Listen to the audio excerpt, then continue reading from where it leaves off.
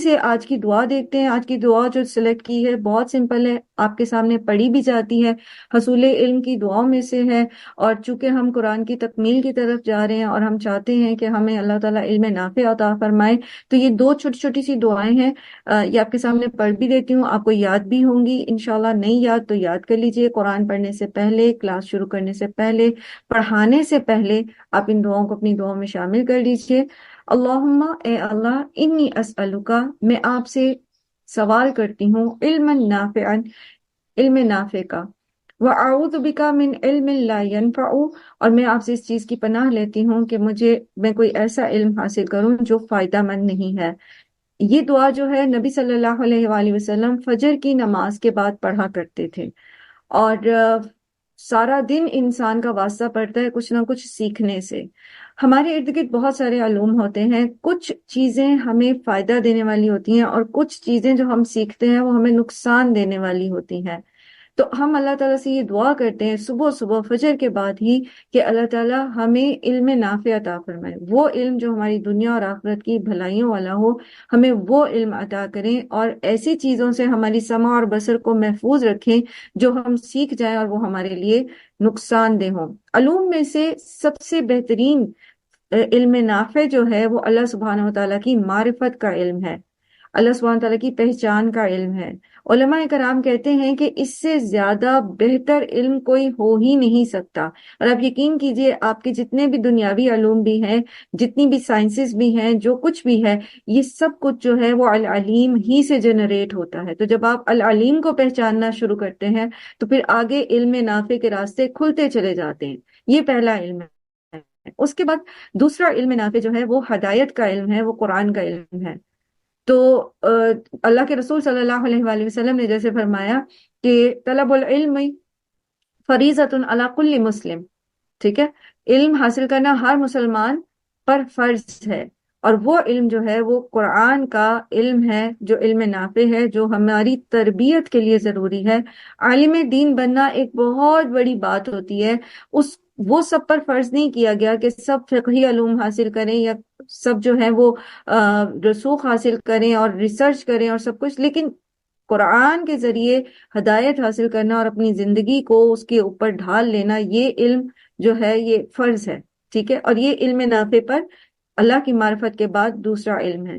تیسرا علم جو علم نافع میں آتا ہے وہ ہدایت ہی سے ریلیٹڈ ہے، اور وہ آپ صلی اللہ علیہ وآلہ وسلم کی سیرہ کا علم ہے۔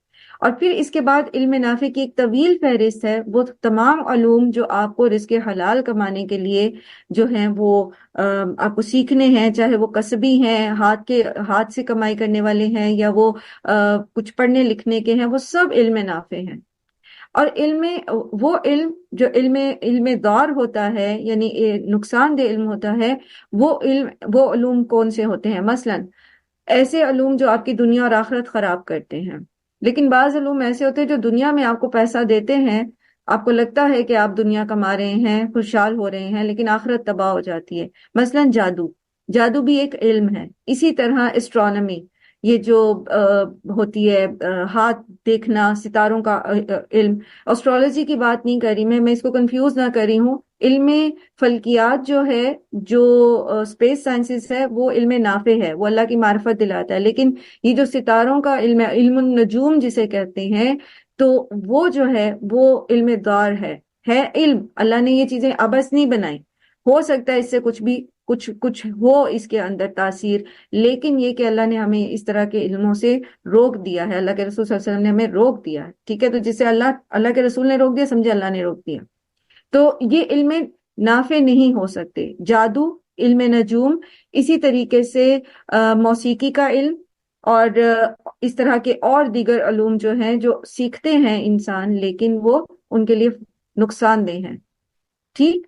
ہم اللہ سے یہ دعا کرتے کہ اللہ تعالیٰ ہمیں علم نافع عطا فرمائے۔ دوسری دعا جو ہے وہ ہے اللہم انفعنی، اے اللہ آپ مجھے فائدہ دیجئے، بما علمتنی، اس کے ذریعے جو آپ نے مجھے سکھا دیا۔ صبح ہم نے دعا کی تھی اللہ سے فجر کے بعد کہ اللہ تعالیٰ آپ ہمیں علم نافع سکھائیں۔ اب اللہ تعالیٰ نے تو ہمیں سکھا دیا، یہ ہاف ہے علم کا، مطلب اللہ نے جو ہمیں سکھا دیا یہ ہدایت رشد ہے، ٹھیک ہے۔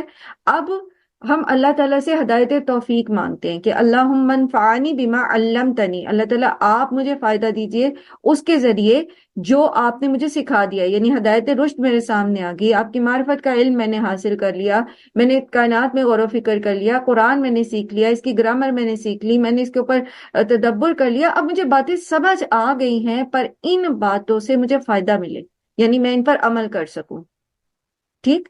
وَعَلِّمْنِي مَا يَنفَعُنِي، اور آپ مجھے وہی علم عطا کریں جو مجھے فائدہ دے، وہی اوپر والی دعا، علم نافع کی دعا۔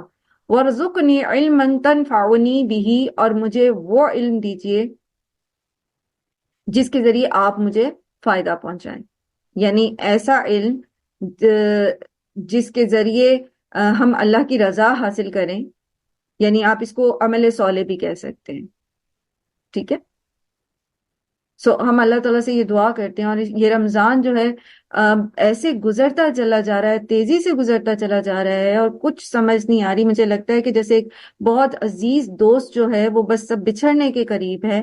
اللہ تعالیٰ ہمیں توفیق دے کہ وہ جو بہاریں اور جو برکتیں اور جو ایک اجر و ثواب کی کلیئرنس سیل لے کر آیا ہوا ہے رمضان، ہم اس سے فائدہ اٹھا سکیں۔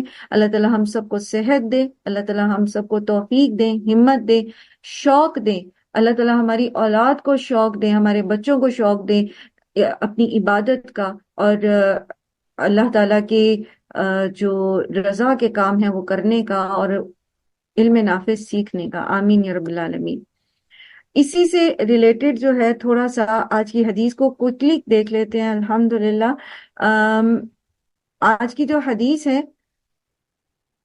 اربعین نووی میں سے جو ہم پڑھ رہے ہیں اس کو جلدی سے دیکھتے ہیں، اور پھر انشاءاللہ ہم اپنے پارے کی طرف آتے ہیں۔ وہ ہے قرآن کریم اور ذکر کی مجالس کی فضیلت، ٹھیک ہے۔ یعنی ہم اگر قرآن سیکھتے ہیں، ہم اگر مل کے بیٹھے ہیں، پڑھ رہے ہیں، سیکھ رہے ہیں، ہم اپنے گھروں سے نکلتے ہیں، یا ہم آن لائن گھر میں پڑھ رہے ہیں لیکن اپنی بہت ساری مصروفیات کو چھوڑ کر، اپنی نیند کو قربان کر کے ہم اگر کر رہے ہیں، تو ہمیں اس کا کیا فائدہ ہے، یا وہ جو نہیں کرے وہ کس چیز سے محروم رہ رہے ہیں۔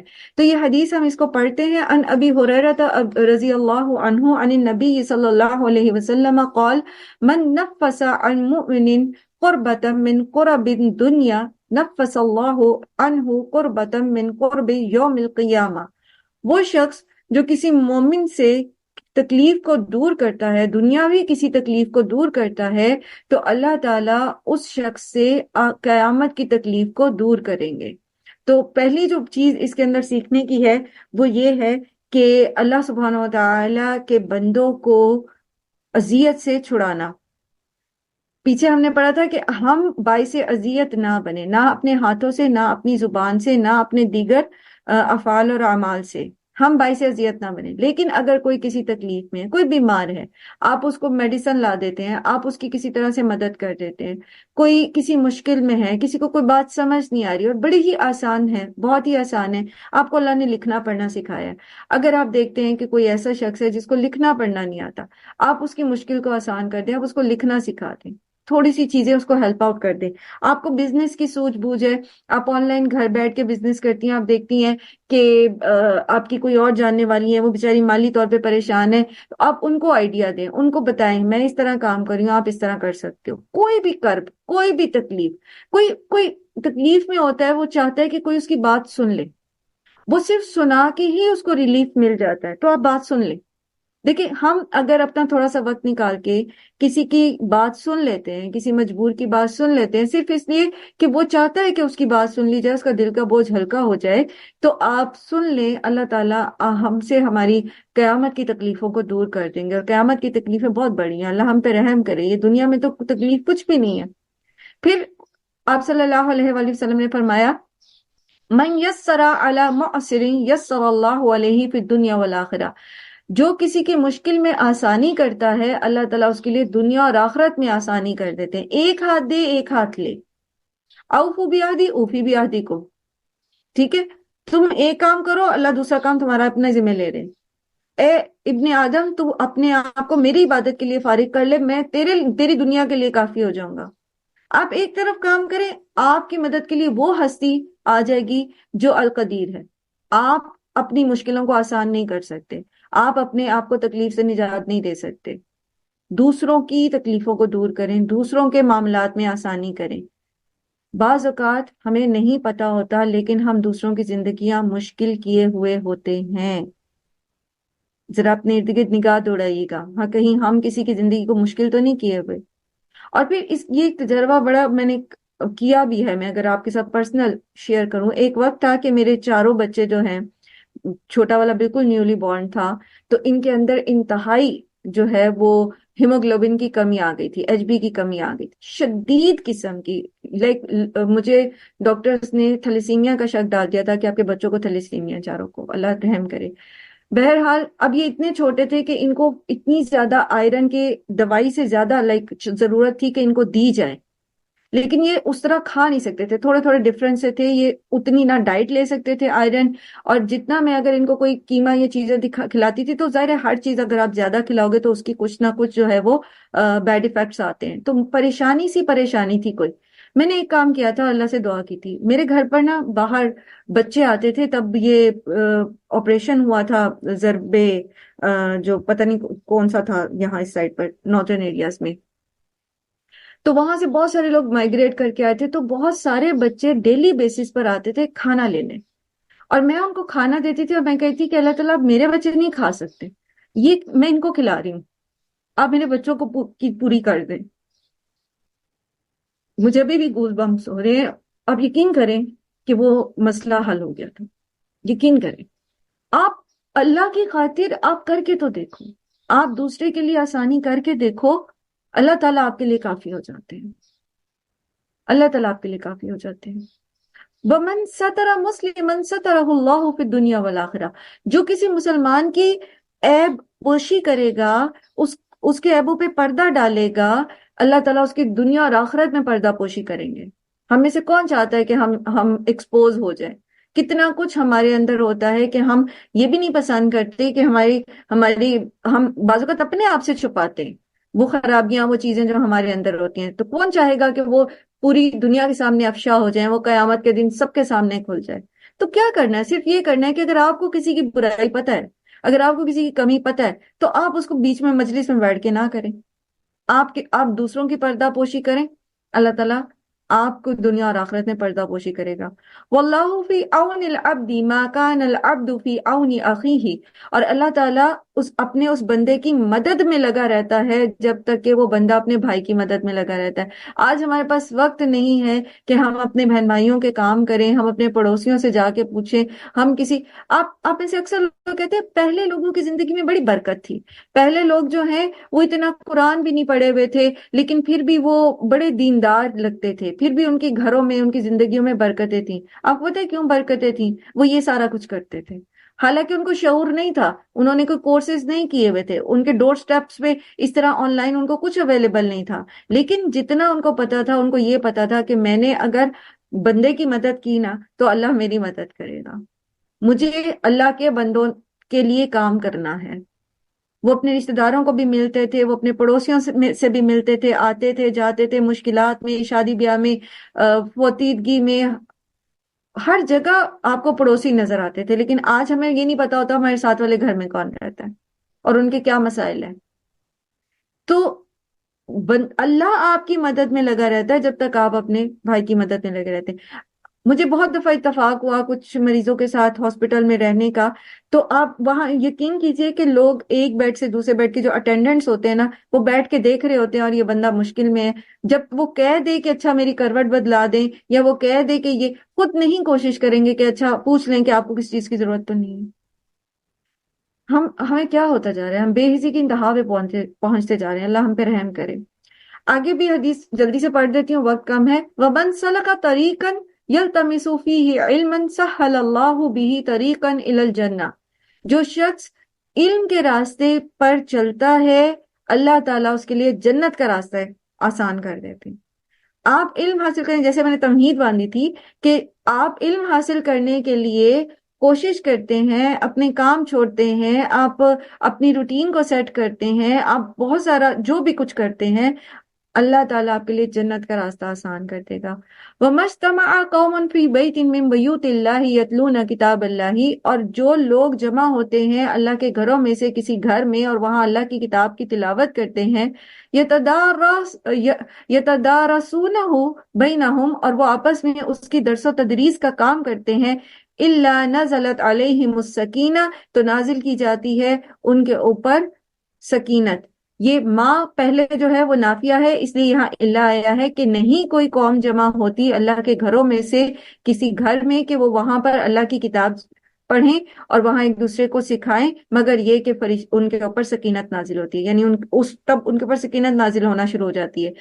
وغشیتہم الرحمہ، اور ان کو رحمت ڈھانپ لیتی ہے، وحفتہم الملائکہ، اور فرشتے ان کے اوپر چھا جاتے ہیں، وَذَكَرَهُمُ اللَّهُ فِي مَنْ عِنْدَهُ، اور اللہ کے پاس وہ اور ذکر کرتا ہے ان کا اللہ ان کے پاس جو اللہ کے پاس ہے، یعنی فرشتوں کے پاس اللہ تعالیٰ ایسے بندوں کا ذکر کرتے ہیں۔ وَمَنْ بَطَّعَ بِهِ عَمَلَهُ لَمْ يُسْرِعْ بِهِ نَسَبُهُ، جس کے عمل نے اس کو پیچھے کر دیا اس کا نسب اس کو آگے نہیں بڑھا سکتا۔ تو عمل میں ہم آگے کب بڑھ سکتے ہیں؟ جب ہم سیکھیں گے، تبھی تو ہم صحیح عمل کر سکیں گے، ورنہ میں فلاں نبی کی اولاد ہوں، میں فلاں صحابی کی اولاد ہوں، میں فلاں بزرگ کی اولاد ہوں، میں نے فلاں بزرگ کے ہاتھ پہ بیعت کر رکھا ہے۔ اللہ کے رسول صلی اللہ علیہ وآلہ وسلم فرما رہے ہیں وَمَن بَطَّعَ بِهِ عَمَلُهُ، جس کے عمل نے اس کو پیچھے کر دیا، لم یسرع بِهِ نسبُهُ، اس کا نسب اس کو آگے نہیں بڑھا سکتا۔ سبحان اللہ۔ کچھ نیکیاں ابھی اوپر حدیث کے پہلے حصے میں سیکھی ہیں، اور وہ نیکیاں سیکھنے کے لیے ہمیں علم حاصل کرنا پڑا، ہم نے یہ کتاب کھولی، ہم نے وقت کو اپنے مخصوص کیا اور ہم نے پڑھا اور ہم نے سیکھا، تبھی تو ہم یہ سب کر سکیں گے۔ اللہ ہم سب کو توفیق عطا فرمائے۔